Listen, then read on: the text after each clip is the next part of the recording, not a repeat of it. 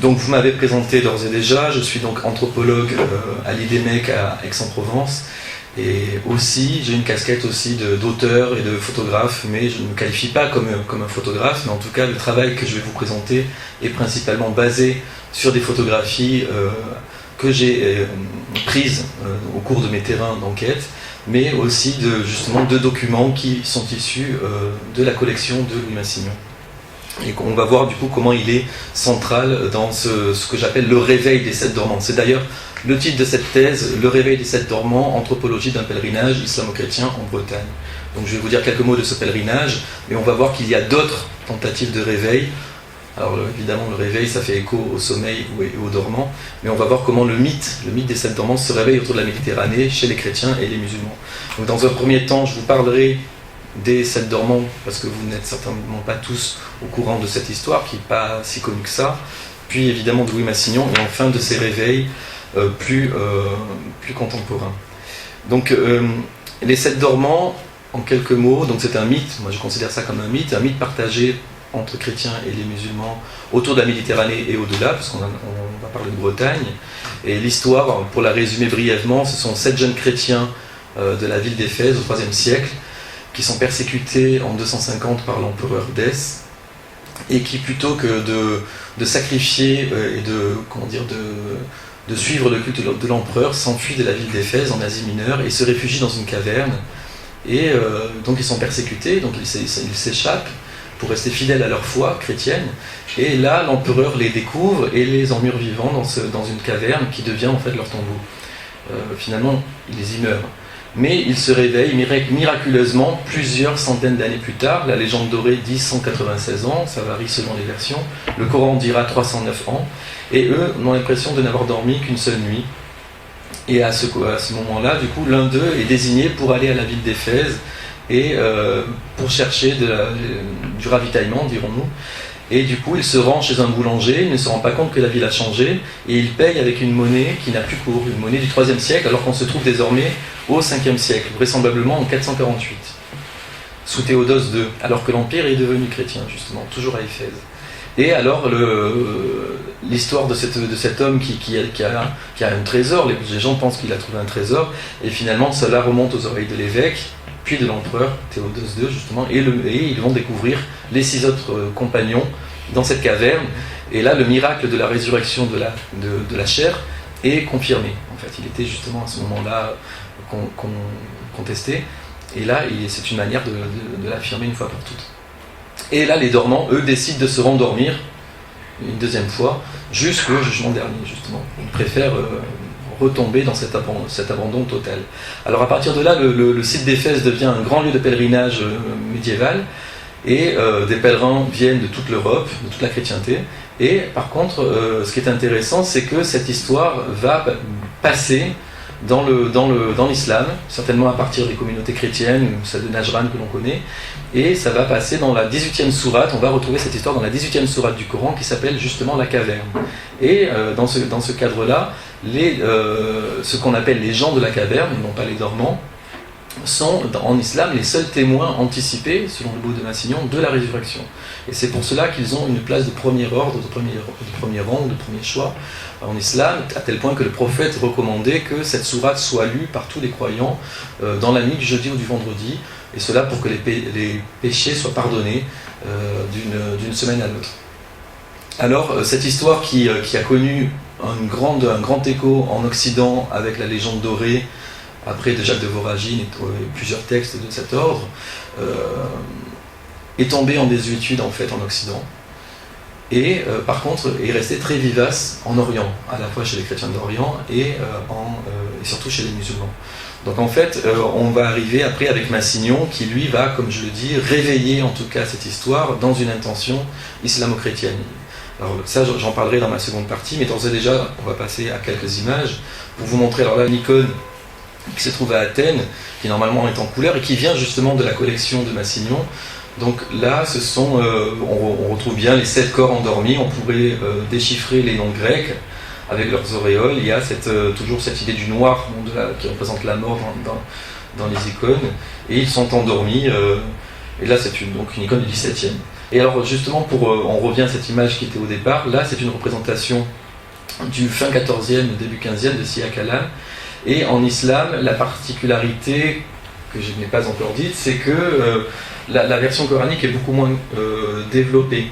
Le nombre des dormants n'est pas défini, on dira tantôt qu'ils sont 3, 5 ou 7, et il y a surtout un chien qui est là présent, et qui est vraiment un personnage central qui n'est pas a priori présent dans les versions chrétiennes, et ce chien est en fait le gardien du sommeil des dormants. Il n'y a pas véritablement le mur dans la sourate musulmane, et donc en fait c'est le chien qui est sur le perron de la caverne et qui empêche d'éventuels visiteurs d'entrer. Et lui, comme vous voyez, il a des yeux ouverts, et alors que le chien est un animal impur en islam, celui-ci a une importance de premier ordre, de premier choix, puisque c'est un des rares animaux qui est ou qui sera au paradis. Donc la version musulmane est beaucoup moins circonstanciée que les versions chrétiennes. Et on verra que cette cette contextualisation plus floue a permis l'éclosion de multiples lieux tout autour de la Méditerranée et là en Orient, puisque c'est le thème de cette expo. Et donc si vous voyez Rome, c'est bien parce qu'il y a une chapelle ici qui est dédiée aux 7 dormants à côté de la Via Appia, et que j'ai la chance je suis heureux depuis aujourd'hui de savoir que je vais pouvoir la visiter après-demain. Et Massignon l'a visité en 56 déjà. On va écouter Louis Massignon à travers une archive en fait qui est consultable sur l'INA, sur le site de l'INA. C'est une émission de radio de 56, justement la même année. Massignon passe à la radio et parmi d'autres intervenants, et il parle justement des 7 dormants. Et on va donc écouter donc c'est une manière de le rendre présent parmi nous, en tout cas d'entendre sa voix et son talent d'orateur. La résurrection anticipée des 7 dormants est la promesse de la résurrection. Et chez les musulmans, tout récemment, dans un livre qui vient d'être extrêmement diffusé, le Mahomet de Moubin, il remarque que la thèse des 7 dormants est fondamentale dans le Coran pour la croyance en la résurrection. Car chez les musulmans, les choses se font par nom, par les noms sacrés qu'on invoque, et les noms des 7 dormants sont une chose essentielle. On a cherché en Russie, il y a une série d'amulettes portant leur nom. Chez les musulmans, toute la marine, tous les pilotes ont le culte des 7 dormants sous forme de leur nom, de nom prophylactique. C'est quelque chose de très archaïque. C'est également, si je puis dire, quelque chose du jugement et de la résurrection, car notre nom chez les sémites représente les éléments mêmes de notre résurrection, notre signification, notre raison d'être. Et alors nous avons cette chose très particulière, c'est qu'il y a une centaine de mosquées dans le monde qui commémorent les 7 dormants. Il y en a une très émouvante que nous avons trouvée juste au moment des événements d'Algérie, c'est à Sétif, où il y a une source qui est très curieuse, avec 7 trous en triangle, comme à Vieux-Marché, car vous savez que nous avons en France un Vieux-Marché près de Plouarec, et nous avons en Allemagne, à Rothof, des églises de 7 dormants. Il y en a une aussi sur la voie Appienne, à Rome, qui a été de nouveau restaurée par ordre du pape Clément XI en 1710. Actuellement, elle est ruinée et elle sert de magasin de fromage, ce dont les archéologues italiens sont un peu honteux. Louis Massignon, que je vais présenter après l'avoir entendu. Et je commence par une citation qu'on est nombreux à aimer, à apprécier, qui dit « Pour comprendre l'autre, il ne faut pas se l'annexer, mais devenir son hôte ».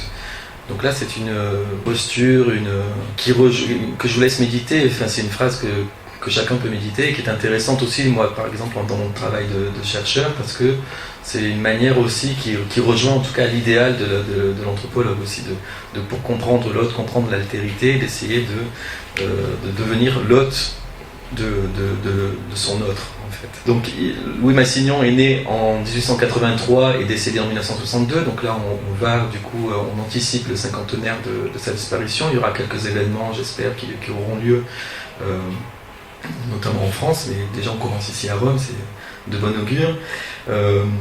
Il est souvent considéré comme le dernier orientaliste.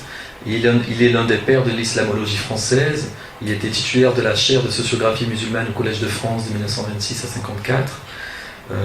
Il a dédié sa vie à l'étude du monde arabo-musulman et de l'islam à travers lequel il a recouvré sa foi catholique en 1908. Et il ne se cachait pas d'être un homme de foi, d'être un croyant, et à tel point qu'on a dit à sa disparition qu'il était le plus grand musulman parmi les chrétiens, et les plus grands chrétiens parmi les musulmans. Après, sur un autre plan, c'était aussi un homme engagé sur de multiples fronts, notamment la non-violence, la décolonisation à la fin de sa vie et la reconnaissance de l'islam. Et là, il est aussi pionnier, quelque part, d'un dialogue islamo-chrétien qui n'existait pas encore. Il a été engagé aussi dans le dialogue judéo-chrétien au début, dans les années 30.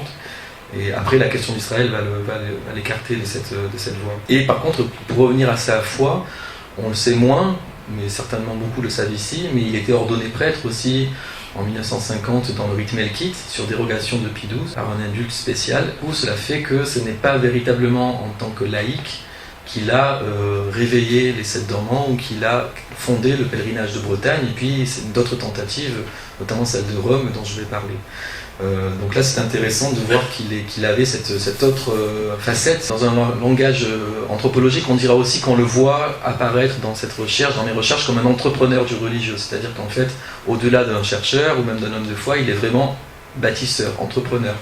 Il va fonder un pèlerinage à partir de l'islamo-chrétien en Bretagne, ce qui au départ n'a aucun fondement, une tradition en tout cas d'islam en Bretagne à cette époque-là. Surtout que ça commence en 54, juste au début de la guerre d'Algérie, donc c'est vraiment à contre-courant de la société de l'époque. Il découvre les 7 dormants à travers Hallaj, qui est le grand saint musulman sur lequel il a fait sa thèse. Puis il écrit en fait... Il y a plusieurs, dans ses correspondances, on voit que les 7 dormants apparaissent et qu'il en parle, mais c'est véritablement la même année de son ordination, en 1950, qu'il écrit un grand article qui s'appelle l'Apocalypse de l'islam. Il considère la sourate de la caverne comme l'équivalent de l'Apocalypse, justement sur un plan eschatologique et résurrectionnel. Et à partir de là, il va aussi en 51, l'année suivante, se rendre à Éphèse. Donc là, dans l'expo, il y a des documents aussi, notamment un article de presse paru en 51 où il fait le récit de sa visite à Éphèse. On voit là que vraiment le thème des 7 dormants, qui était encore secondaire, va véritablement devenir prioritaire et va occuper les 10 dernières années de sa vie. Et à tel point que quand il rentre en France, il va avoir une politique, on pourrait dire même c'est le mot qu'il emploie, d'éphéisation. Il veut sensibiliser les milieux catholiques et les milieux, toute la France entière, à la cause d'Éphèse, justement, à travers la figure aussi de Marie, par rapport au pèlerinage de la maison de la Vierge à Marie, mais aussi des 7 dormants, sur ce qu'il entend par l'idée de réconciliation entre chrétiens et musulmans, sous le signe des 7 dormants. Donc l'éphéisation est un terme qu'il emploie lui-même.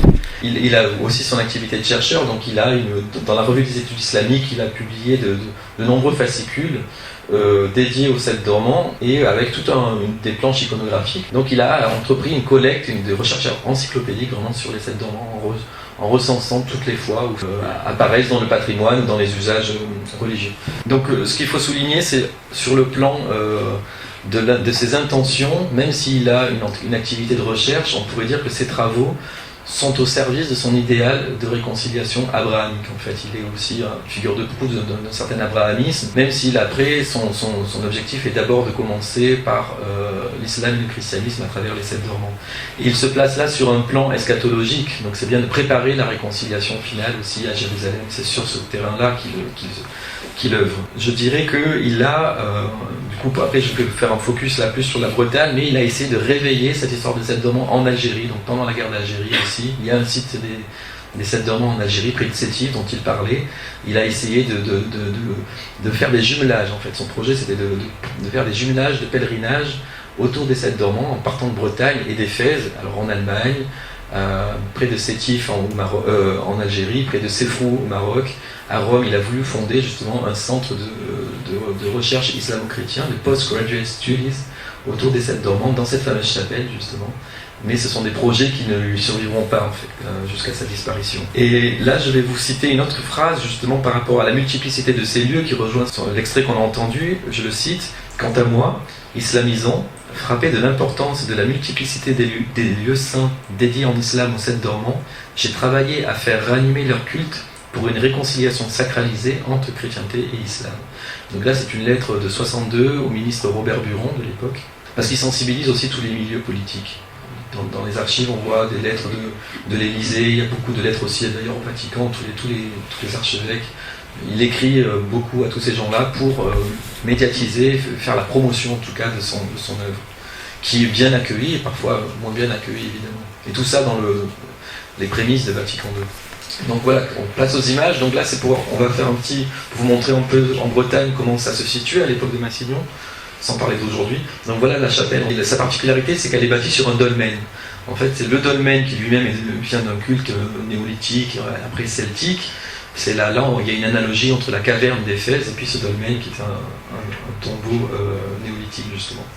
Donc voilà l'intérieur du dolmen, on voit des statues derrière, donc il y a 7 statues plus la statue de la Vierge, puis avec un ex-voto que Massignon a offert justement dans ce lieu qui reste encore aujourd'hui, avec 7 cierges. Donc c'est une barque de l'abandon à Dieu. Pour lui, l'abandon à Dieu, c'est la traduction du mot islam. Et le 309, à la fin du navire, c'est le nombre du sommeil des 7 dormants. C'est aussi un signe pour lui, car c'est l'année de la mort de Halaj. Pour lui, c'est un grand intersigne. Là, il y a des correspondances mystiques aussi là-dedans. L'idée de cette exposition et de mon travail photographique, en fait, c'est de voir quelle est l'actualité de ces 7 dormants.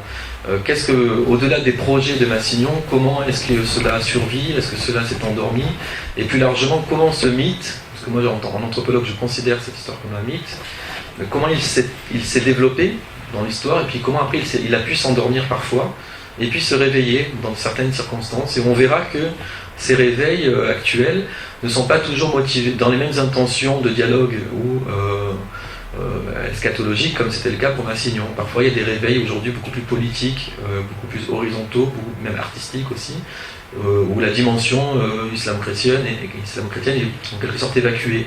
Et là c'est l'œuvre d'artistes alors du coup qui vont s'emparer de la thématique. Et donc je vais vous présenter à la fois des vues qu'on retrouve ici dans l'exposition, pour vous en faire à la fois un commentaire un peu plus poussé et augmenté par d'autres images. Et donc on va commencer par Éphèse. Donc voilà le site en fait dans lequel la basilique, où les dormants se seraient réveillés, je reste au conditionnel, et on a là, disons, dans la partie droite, l'espace où on retrouve la crypte, où les corps ont été en exposition, en tout cas où les pèlerins venaient que les pèlerins venaient voir pendant plusieurs siècles, parce que les corps sont restés en état de conservation, de très bonne conservation pendant des siècles. Et donc ça veut dire que du coup cet espace est une nécropole de tombes de pèlerins, qui aujourd'hui est fermé au public en fait pour des raisons d'accessibilité. C'est des trous de partout, donc c'est très impraticable pour les millions de touristes qui visitent Éphèse. La plupart des gens n'ont pas accès à ce site, donc qui est fermé par des barbelés. Et on voit au fond la ville de Selçuk, la ville moderne turque, qu'on va retrouver après coup. Donc voilà la crypte en fait avec le couloir central. Donc on a la photo équivalente de Massignon qui lui visite le lieu en 51. Donc là par contre c'est en couleur. C'est des panoramiques, donc il y a plusieurs photos aussi qui permettent d'avoir des angles intéressants. Et donc là c'est des chambres funéraires de part et d'autre où les 7 corps sont restés en exposition avant qu'il n'y ait translation des reliques dans toute la chrétienté, à tel point d'ailleurs qu'il y a à Marseille où j'habite, on a dans l'abbaye Saint-Victor un tombeau qui aurait aussi contenu des reliques de 4 des corps. Donc en fait on a une migration des reliques, cela est connu, après être passé par Constantinople. Donc là c'est Massignon qui visite, on voit un extrait de l'article que je vous invite à lire qui est présenté ici dans le centre, et on voit même son écriture, vous voyez c'est le journal Samedi Soir le 6 octobre 51, et lui fait même l'hypothèse, après les passages de Saint Paul, de Marie et donc de Saint Jean aussi qui a fait sa dormition à Éphèse. Lui il fait même l'hypothèse, il se base sur d'anciens synaxaires, il va jusqu'à dire que Marie-Madeleine était aussi inhumée à Éphèse. C'est une manière pour lui de valoriser l'importance aussi, c'est ça l'éphéisation justement, et c'est ça qui va essayer de promouvoir en tout cas dans son retour à Paris. Et du coup je passe à un second lieu qui est à Tars, donc à Tarsus en Turquie, la ville de Saint Paul justement. Et là, c'est un autre lieu musulman. Ce qui est intéressant pour les Turcs musulmans, pour eux, en fait, ils ne connaissent souvent pas l'origine éphésienne de cette histoire de la caverne. Et par contre, pour tous les Turcs musulmans, ça s'est passé à Tarsus. Alors, on a une mosquée avec une grotte aussi. Donc, les images aussi sont présentées ici. Et là, ce qui est intéressant, c'est un lieu de pèlerinage musulman, mais donc, voici le gardien et l'imam derrière, et puis l'entrée de la grotte à gauche. Et puis, on entre dans un lieu comme ça qui est très très vivant, avec énormément de gens, de femmes, d'enfants, et pour eux, les dormants auraient dormi derrière ces barrières au centre. Et alors là, ce sont des centaines et des centaines de visiteurs qui se pressent chaque jour. Donc on est là, on voit aussi le la différence avec le cas d'Éphèse qui est beaucoup plus endormi peut-être. En tout cas, là par contre c'est très actuel et très vivant. Et là on constate justement plein de rituels, on vient chercher de l'eau qui suinte du plafond, des petits grains de cailloux qu'on ramène chez soi, etc. Donc là c'est de la dévotion aussi classique qu'on retrouve, et en même temps vous voyez des gens avec leur téléphone portable, on ramène aussi des images maintenant par téléphone portable. Voilà. C'est plus un mythe qui appartient qu'à l'Antiquité ou au Moyen-Âge. Là on voit qu'il y a une réactualisation du mythe qui se recompose dans un autre cas.